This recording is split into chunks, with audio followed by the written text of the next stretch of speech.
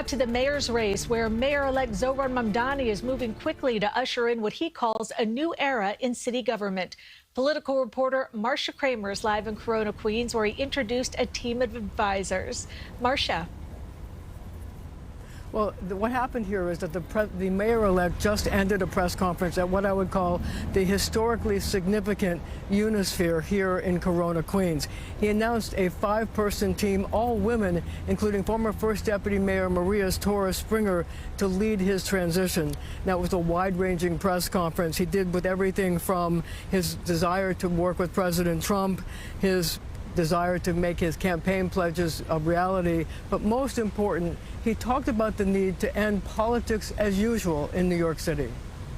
The hard work of improving New Yorkers' lives starts now. That process begins with transition. In the coming months, I and my team will build a city hall capable of delivering on the promises of this campaign. Mr. Mayor-elect, I'd like to ask you if you chose this location for any reason, because in 1947 in Flushing Meadow, the United Nations signed a pact that created the State of Israel. And I wonder if you were trying to send a message to Jewish New Yorkers who in the last 12 hours have expressed concern that they would be included and have a seat at the table in your administration. Yeah, I look forward to being the mayor for every person that calls this city home. That includes the Jewish New Yorkers that voted for our campaign and those that didn't. My responsibility is to all 8.5 million New Yorkers, and we chose this location as a reflection of the borough that I serve and the fact that we are proud to be known as the world's borough.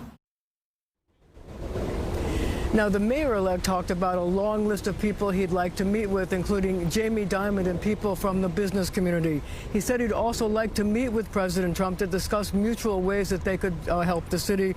And he also talked about the idea that he'd like to meet with Mayor Adams to have a smooth transition, although he did point out that he wasn't happy with the mayor's desire to stack the rent stabilization board and get people who are not going to want to freeze the rent as he's promised. One more thing, he said he would also talk to the present police commissioner, Jessica Tisch, to ask her to stay on. It's unclear whether she will actually do that. Reporting live in Corona, Queens, I'm Marcia Kramer, CBS News, New York.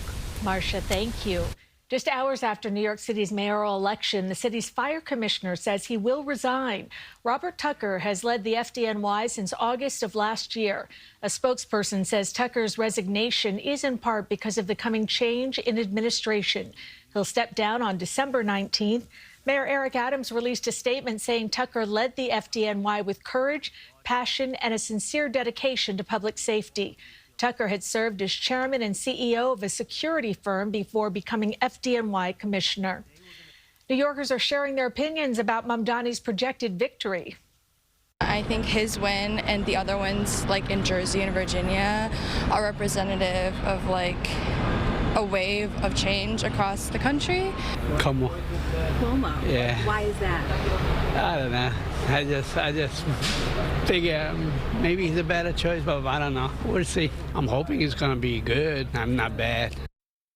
Mamdani became the projected winner of the election with just over 50% of voters giving him their support.